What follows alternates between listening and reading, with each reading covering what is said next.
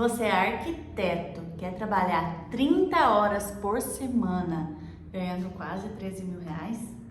Pois é, isso é possível graças ao edital da Prefeitura de Florianópolis, que foi recentemente retificado para incluir o cargo de arquiteto.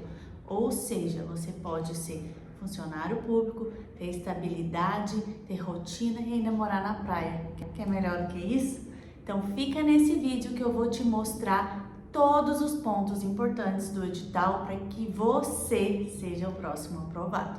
A primeira coisa que eu queria te falar deste edital é que ele está bem enxuto, bem pequenininho, com menos coisa para estudar, ou seja, é a sua chance de ser servidor público. Se você não me conhece, eu sou a Monique Ângelo, sou arquiteta e urbanista, empregada pública federal e ajudo arquitetos há mais de 6 anos a também serem aprovados e conquistarem sua estabilidade financeira. Então não se esqueça de se inscrever aqui no canal para não perder nenhum vídeo sobre rotina, estratégias de estudo, conteúdo mesmo para você estudar para a prova, e também me segue lá no Instagram, @arcresumos. Nesse vídeo a gente vai conversar sobre a parte específica do edital, ou seja, o conteúdo programático da parte específica de arquitetura, tá? Mas vocês não podem esquecer de ir lá no edital e entender tudo que vai ser cobrado. Edital é a regra do jogo, e se você não sabe como jogar, fica mais difícil de ganhar, concorda? Então vai lá, banca FAPESE, baixa o edital e estude. Isso também faz parte do seu estudo. Mas voltando para a parte de arquitetura. Esse é um edital bem diferente dos demais e muita gente até veio conversar comigo, perguntando, achando que estava errado, o que eu achava, porque veio bem específico para o cargo, e eu vou explicar por quê. Normalmente, nos editais de arquitetura, quem já está mais acostumado, quem já fez prova, sabe que vem alguns tópicos são de regra estarem ali. Então, urbanismo, acessibilidade, representação gráfica, conforto ambiental, sempre vem alguma coisa de construção, ou técnicas construtivas, ou sistemas estruturais, orçamento, licitação. Então, são coisas básicas que geralmente caem em 90 e tantos % dos concursos. Porém, esse edital não cobrou tudo isso. Vocês vão ver, a gente não tem acessibilidade, a gente não tem essa parte de sistemas estruturais e técnicas construtivas, porque o edital ele foi por um outro caminho. E a minha percepção, assim, opinião mesmo, fontes da minha cabeça, por ter sido uma retificação, esse cargo de arquiteto ele não estava no edital desde que ele foi lançado. Ele foi retificado e incluído o cargo de arquiteto, e é um salário muito bom. A impressão que fica é que eles não previam isso e alguém lá na prefeitura sinalizou: oi, ei, a gente precisa de arquiteto aqui, por que não aproveita esse concurso? Então parece que foi uma coisa assim um pouco de última hora, e a pessoa que fez esse intermédio encaminhou para a banca o que o arquiteto vai fazer na prefeitura. Então, o arquiteto precisa dominar certas habilidades, porque vai trabalhar com isso todos os dias. E a banca, como parecia estar sem tempo, pegou isso que essa pessoa passou e colocou no edital. Então está um edital muito focado para a atuação do arquiteto. Vocês vão ver que eu vou falar muita coisa aqui que tem muito mais a ver com o que você vai fazer depois que tiver aprovado do que o que a gente está acostumado a estudar, e também o que a gente já estudou lá na graduação, no nosso estudo como arquitetos, como profissionais.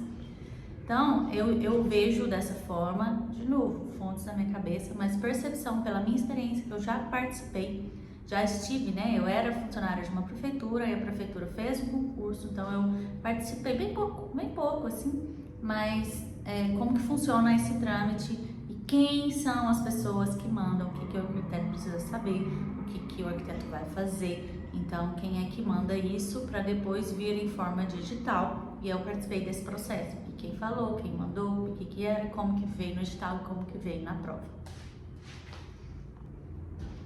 E uma coisa que eu quero explicar para vocês, inclusive estou com o edital aqui, para que não fique uma falha, um ruído de comunicação, para que você não vá fazer sem ter as informações, e por isso que é tão importante você também ler o edital. É o que eu falo sempre lá no Instagram, não terceirize coisas importantes na sua vida. Não é você que quer ser aprovado, não é você que depois vai ganhar esse salário todos os meses. Então, por que você está terceirizando para outra pessoa ler o edital para você de algo tão importante? Eu estou aqui como uma facilitadora, eu vou traduzir o que está no edital para facilitar o seu estudo, para você entender onde você vai encontrar esse material, como que você vai estudar, como que pode vir na prova. Eu estou traduzindo, mas você precisa ler também. E eu não tiro essa responsabilidade de ninguém, porque é você que vai fazer a prova e é você que vai ganhar o salário, não é? Então, eu quero mostrar e depois você vai lá ler no edital, tá bom? Combinado? Quero mostrar sobre o salário. Veio assim no edital, eu vou ler que eu estou aqui. Vencimento base, R$ 5.900,40 e gratificação por responsabilidade técnica, tá escrito aqui, RT, R$ 6.978,68, dando um total de R$ 12.879,08. O que eu quero dizer com isso?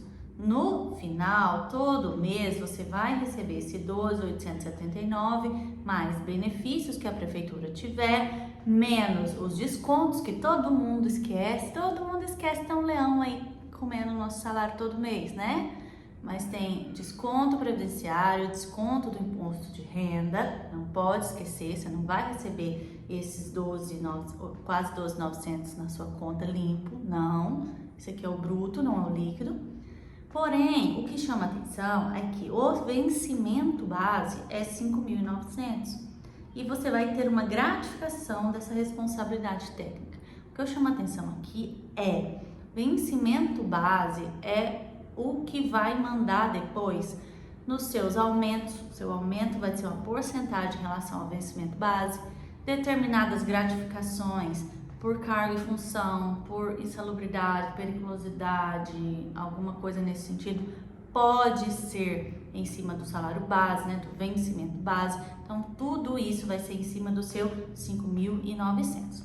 E eu não consigo te falar, não sei, cabe a você, de novo, sua responsabilidade, pesquisar como que é a questão previdenciária, né? Quando a pessoa se aposenta, se ela vai receber com base nesses 5.900, ou essa gratificação de RT também entra. Isso eu não sei te falar, estou pontuando aqui para você abrir o olho e saber que isso pode acontecer.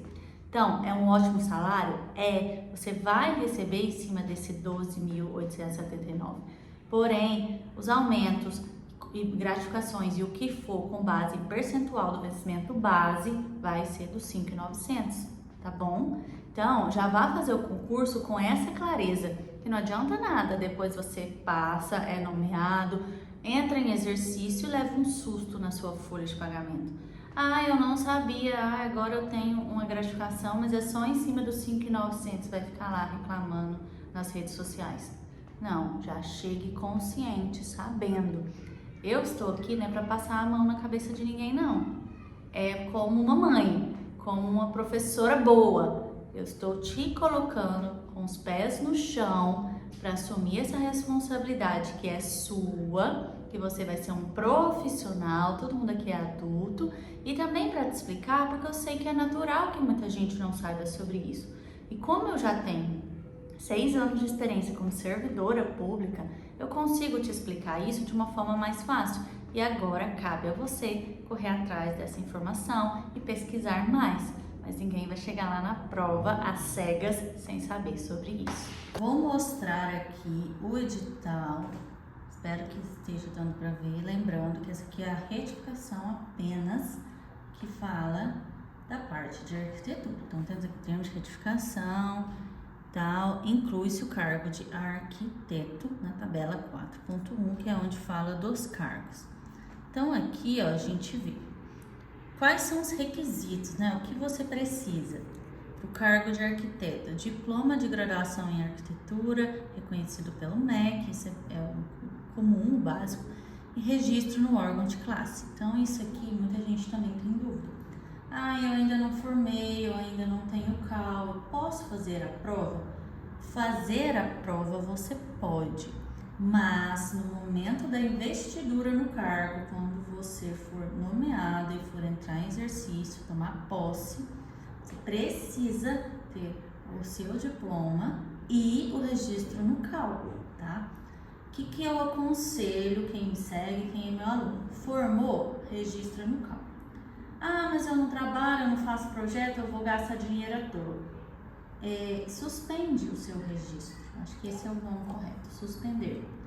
E aí, quando você for nomeado e for tomar posse, aí você reativa, porque é muito mais rápido o processo de reativação do que de você fazer um registro novo.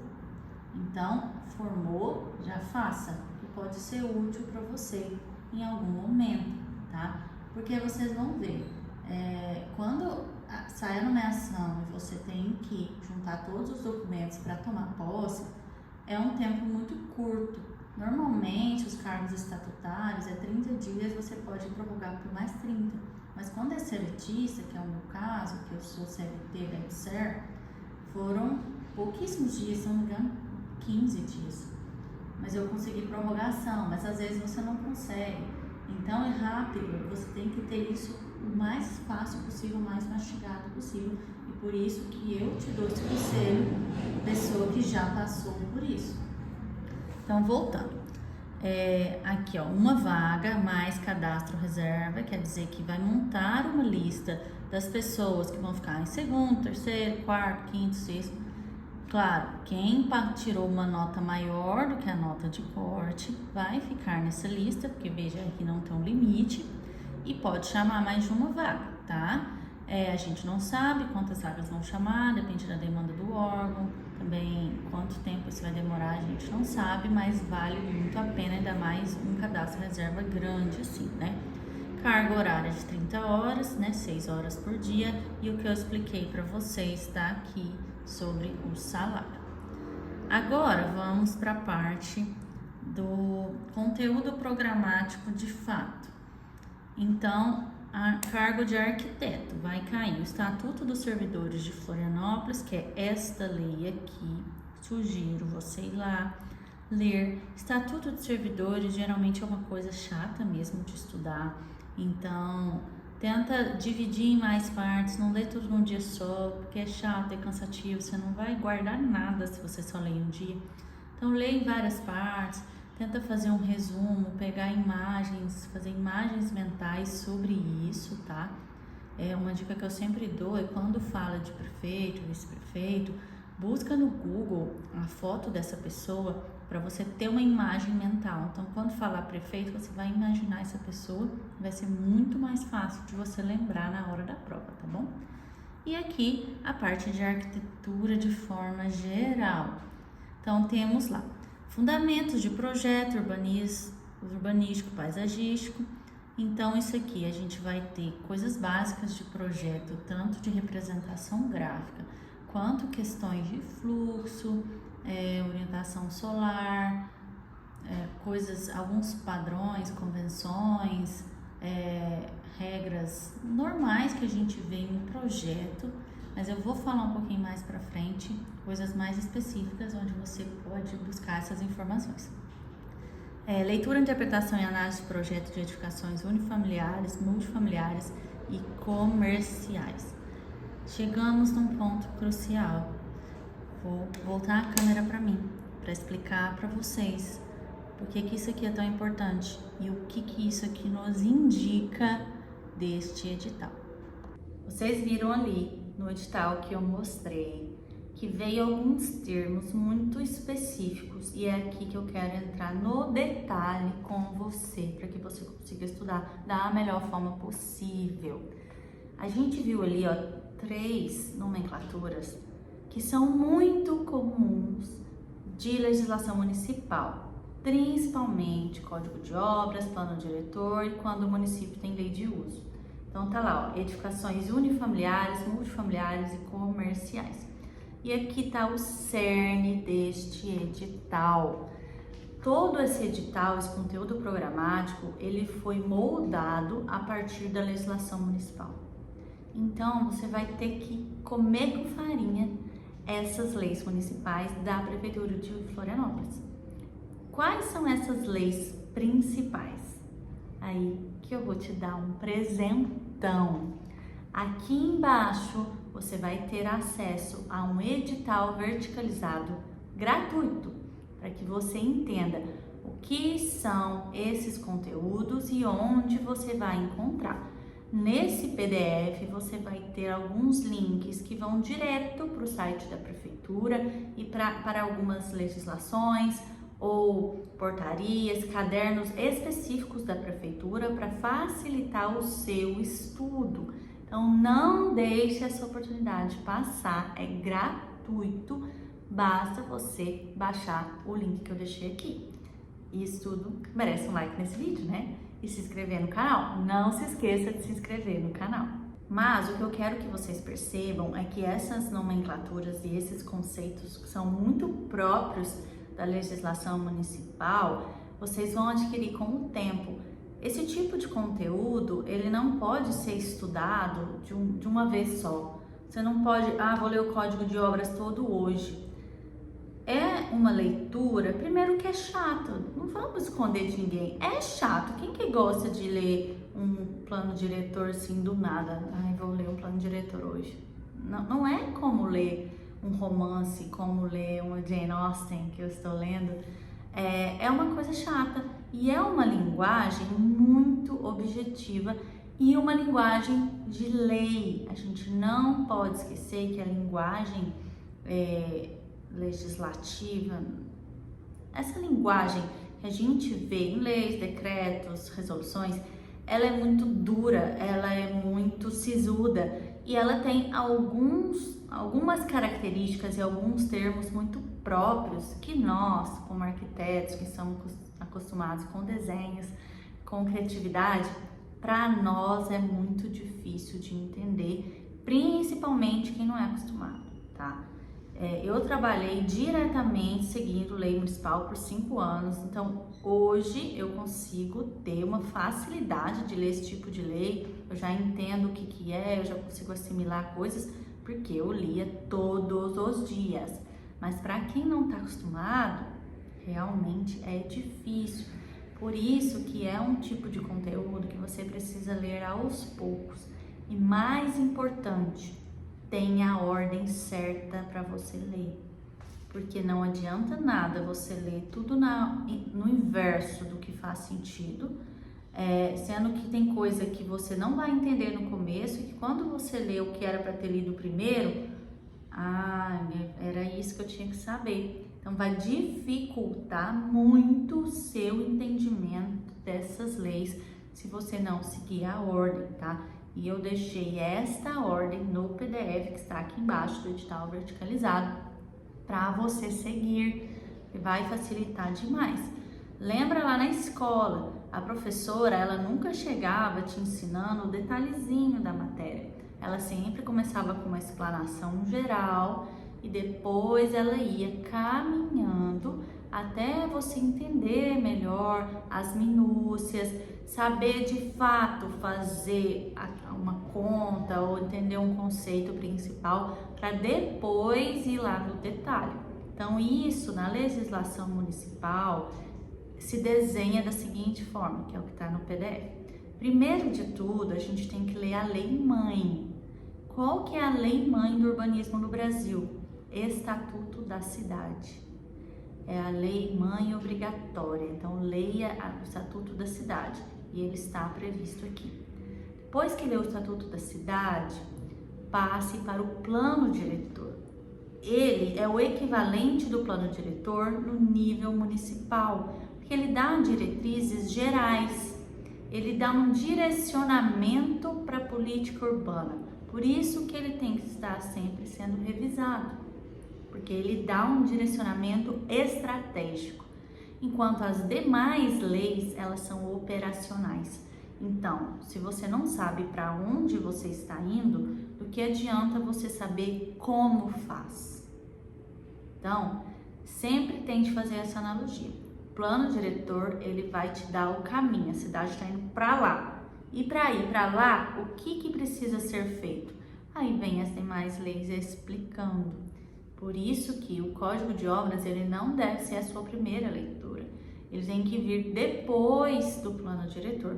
E depois do Código de Obras, ou muitas vezes em paralelo e simultâneo, você precisa ler portarias, cadernos explicativos, acessar documentos como formulários, coisas que vão embasar o que está escrito ali, para que você veja na prática como que aquilo é cobrado e também como que é utilizado, como que o processo se dá. Porque você percebe, tudo isso que eu estou falando é muito ligado de fato à mão na massa de um arquiteto que trabalha em prefeitura, porque na prefeitura você pode trabalhar com aprovação de projetos, na parte de patrimônio, na parte de urbanismo mesmo, mobilidade urbana, parcelamento do solo, vigilância sanitária, trânsito. Tudo isso tem muito a ver com o que eu estou falando aqui, tem muito a ver com entender de fato a legislação municipal e aplicá-la, porque cabe ao Poder Executivo, e aqui a gente está falando de prefeitura, executar o que está nas leis. Então, é esse papel de execução e de aplicação dessas leis.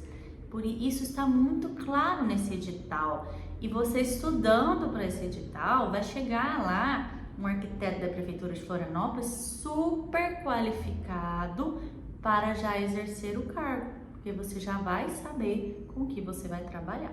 Mas agora vamos voltar lá para o edital. Então, agora que eu expliquei para vocês de onde que vem essa nomenclatura, vocês vão ver que é muito presente lá na legislação municipal, principalmente no Código de Obras, esse termo multifamiliar e comercial, tá? Então, vocês vão ler lá no edital o que é, para que vocês tenham esse conceito, porque não adianta eu falar, cada município tem um conceito que pode variar um pouco, alguns detalhes, então vocês têm que ir na fonte. Lembrando que no edital verticalizado eu deixei para vocês direitinho onde que está. Passando para o próximo, planejamento urbano. Princípios do planejamento urbano, parcelamento dos solos, ocupação do solo e ordenamento territorial. Esse princípios do planejamento urbano é um termo muito vago e muito genérico, mas que ele nos leva diretamente ao Estatuto da Cidade, porque é ele que dá esse princípio e os instrumentos que a gente vai utilizar. Assim como o parcelamento do solo vai direto para a Lei de Parcelamento do Solo, que é a Lei 6766 de 79. Tomem cuidado, ela foi atualizada em 2022, recente, tem alguns anos. Tomem cuidado para pegar a versão mais atualizada, no site do Senado está sempre atualizado. E aí, a gente entra na parte mais específica de fato da legislação urbanística e edilícia, que é o que eu falei para vocês: plano diretor, código de obras, legislação municipal aplicável a edificações, loteamentos e áreas urbanas. Então, isso aqui ficou um pouco genérico e pode ser qualquer lei. Então, a banca costuma fazer isso para se eximir de culpa e para que ela não precise anular questões. Então, se você entrar com recurso, ela vai falar assim: mas tava leis, pode ser qualquer lei. Então, vasculhem o site da prefeitura e da Câmara buscando essas leis que são aplicáveis a essas três coisas. As edificações é o Código de Obras e leis vinculadas ao Código de Obras. Loteamentos são leis voltadas ao parcelamento do solo e áreas verdes são leis voltadas a aspectos ambientais. Inclusive, deixei lá no edital verticalizado para vocês sempre pesquisarem as leis no site da Câmara Municipal. Porque lembrando, é o Poder Legislativo que faz as leis e as publica. É dever da Câmara manter isso atualizado. Claro que no site da Prefeitura também tem, mas pode ocorrer de ter divergências e o site da Câmara é mais confiável nesse sentido, tá bom? Mas lá no site da Prefeitura eu já procurei e tem muita coisa. Depois a gente passa para análise e aprovação de projetos. Mais uma vez, algo muito prático com que você pode trabalhar lá na Prefeitura. Então, pode ser que essa vaga aqui seja bem específica para o setor de aprovação de projetos. Por isso que está cobrando isso. Mas pode ser que não, a gente não sabe. E aqui fala procedimentos administrativos, verificação de conformidade legal, emissão de pareceres e orientação a requerentes. Isso aqui vocês vão ver lá no site, entender todo o processo de aprovação de projetos. Então lá eles vão ter documentos, formulários, deve ter alguma resolução ou alguma portaria que vai detalhar esse processo. E você também pode entrar lá no site e simular como você daria entrada em um projeto pelo sistema Prova Digital, que é o sistema que a Prefeitura usa. Você acessa com sua conta do Gov e consegue, claro, você não vai protocolar um projeto fantasma, não é isso não, gente. É só para você ter uma ideia de o que precisa, quais são os documentos. No site da Prefeitura tem os documentos e você vai entender esse processo. De forma geral, inclusive detalhado aqui no edital verticalizado. Como que é o processo de aprovação? Você analisa o projeto, aí a pessoa pega, aí se tiver tudo correto, o projeto vai ser aprovado. Depois de aprovado, a pessoa vai construir, tem que ser nessa ordem. E depois de construído, o proprietário vai solicitar à Prefeitura a certidão de habite-se, que é atestando que aquele projeto foi construído conforme o projeto aprovado, tá? Então, isso tudo está lá no Código de Obras, inclusive tem estes nomes, o nome habite-se é o nome correto da Prefeitura de Florianópolis. E o que eu chamo a atenção, prestarem muita atenção na parte de aprovação simplificada. Tem um nome certinho que eu não me recordo agora, mas de uma aprovação mais rápida que a Prefeitura oferece para determinados projetos que vocês têm que ficar de olho e saber quais são os parâmetros que são utilizados. Vamos para o próximo. Fiscalização e acompanhamento de obras. Isso aqui tem algo muito específico que eu tenho que chamar a atenção de vocês. Normalmente, em concurso, quando fala fiscalização de obras, remete à Lei de Licitações 14133, que é a fiscalização de obras públicas. Porque muitos arquitetos, como eu sou, são fiscais de obras públicas e têm que averiguar, conferir obras em andamento. Neste caso, a gente tem aqui obras públicas, que seria isso, então, leiam lá na 14133, que é a Lei de Licitações. E privadas. Quando é uma construção privada, a fiscalização de obra é totalmente diferente e ela não se vincula à Lei de Licitações. A fiscalização de obras particulares é o que eu comentei com vocês para a emissão do habite. Então, isso está descrito lá no Código de Obras e tem partes específicas e, se não me engano, tem uma lei complementar também que especifica sobre essa fiscalização, como que ela se dá, se a obra estiver irregular, como que são as punições, qual que é a multa. Então, tá tudo lá nessa legislação. É importante vocês não se confundirem e tem que estudar os dois, tá? E aí depois, fiscalização de imóveis, verificação do cumprimento dos projetos aprovados. Ó, isso aqui é emissão de habite, tá? Então, leiam lá no Código de Obras como que é o habite. Projetos arquitetônicos, urbanísticos e paisagísticos. Isso aqui dá a entender que o arquiteto ele pode trabalhar em um determinado setor que vai elaborar projetos. Então, ó, elaboração, detalhamento e estudo de viabilidade técnica.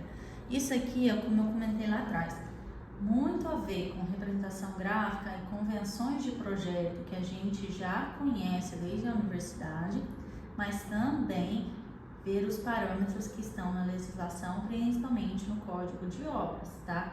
Mas eu imagino que aqui possa vir um tipo de questão mais relacionada a analisar algum projeto, alguma imagem que a banca possa colocar, ou questões mais universais de projeto, como fluxo, ritmo, alguma coisa relacionada à orientação solar, desenhos, então mais nesse sentido. Outra parte que pode causar confusão: patrimônio imobiliário público. Quando a gente lê patrimônio, muita gente já vai direto para o patrimônio histórico. Então vai lá nas cartas patrimoniais, no decreto do IFAM, mas aqui não é o caso, pela descrição que a banca coloca: cadastro, controle, uso, destinação de bens imóveis municipais. Muitas prefeituras costumam ter um setor que chama setor de patrimônio. Ele é muito vinculado ao cadastro das edificações dentro do banco de dados da prefeitura. Então, esse patrimônio, ele pode ser tanto os bens imóveis que são de propriedade da prefeitura, então às vezes a prefeitura tem um lote, tem um parque, tem escolas, UBS, então pode ter muito a ver com esse tipo de patrimônio, tá bom? Então olhem lá no site, eu deixei no edital verticalizado o link do site para olhar essas questões voltadas para cadastro e para patrimônio. Próximo, áreas verdes e espaços públicos. Isso aqui também dá a entender que o arquiteto pode vir a trabalhar ou dar suporte na área de meio ambiente. Então tem aqui análise e parecer técnico sobre áreas verdes provenientes de loteamentos. Então, muito ligado à reserva de uma área verde que precisa ser mantida em caso de novos loteamentos. Onde você vai encontrar isso? Lá na Lei Municipal de Parcelamento do Solo. E eu vi também que na Prefeitura de Florianópolis tem muita coisa sobre áreas verdes. Então, dê uma olhada lá no site, tem muita coisa específica. Dá uma olhada no mapa também. Às vezes tem algum mapa que vai detalhar direitinho onde são as áreas verdes, aqui, ali. Então, deem uma olhada nisso. Próximo, trabalho interdisciplinar. Atuação em equipes técnicas e apoio aos órgãos de administração pública. Isso aqui é o que o arquiteto vai fazer. Por mais que você trabalhe em um setor específico, inclusive tem um vídeo que eu vou deixar aqui, que eu explico o que um arquiteto faz no setor público, e eu explico diferenças dependendo do tamanho do órgão, pode ser muito específico ou não, mas independente, mesmo que você tenha um trabalho extremamente específico, pode ser que você seja solicitado a elaborar pareceres técnicos acerca de um tema relacionado à arquitetura, claro, dentro da sua área ali que você está trabalhando, mas não necessariamente tão específico. Então, isso aqui para mim quer dizer isso. E o que eu sugiro? Vai lá nas resoluções do CAL. Tem uma resolução que trata sobre tudo que o arquiteto pode fazer, que é a resolução 21, e ela fala muito sobre parecer técnico. Então, pesquise um pouco sobre isso, o que é um parecer técnico. Inclusive, quem é meu aluno do treinamento de discursivas tem um módulo específico sobre parecer técnico. Então, assistam essas aulas que vocês vão entender exatamente o que é um parecer técnico. Mas aqui eu me preocuparia um pouco com essa estrutura, mas também deixar a mente aberta, que um arquiteto pode escrever sobre muitas coisas e muitas coisas podem se relacionar e tem a ver com tudo que foi dito aqui para trás, tá bom? E o último, segurança e saúde no trabalho. Normas de higiene, medicina e segurança aplicadas às atividades do arquiteto. Isso aqui tem muito a ver com as NRs, tá? São as normas regulamentadoras que discorrem sobre segurança, mas eu chamo a atenção de duas que são as mais cobradas em concursos de arquitetura, que são a 17, que é de ergonomia, e a 18, que é de canteiro de obras. Quer dizer que vai cair só essas? Não necessariamente. Mais uma vez, a banca foi muito esperta e deixou bem amplo que pode ser cobrado qualquer coisa. Porém, isso é o que a gente tem mais registro do que é cobrado. Eu estudaria essas duas, tá bom? Então, engloba isso aqui que eles falam de norma de higiene, medicina e segurança aplicadas às atividades do arquiteto. Veja bem, reforçando o que eu falei sobre algo muito prático, ligado à prática mesmo do trabalho. Atividades, muitas vezes repete atividades do arquiteto, essa questão interdisciplinar, então bem específico do que você vai fazer lá no seu dia a dia. Então, o objetivo desse vídeo era mostrar para vocês, passo a passo, lá no edital, o que vai ser cobrado, como que a banca está colocando isso, e por que é tão diferente. É um edital muito diferente do que a gente está acostumado, vocês viram na prática, mas espero que esse conteúdo tenha clareado as suas ideias, ajudado como que você pode estudar e no que prestar atenção. Lembrando, baixe o conteúdo gratuito aqui embaixo, está especificado aonde você encontra o nome das leis, os sites, tá? E qual material meu você pode ter acesso também, que vai te ajudar em determinados pontos específicos, tá bom?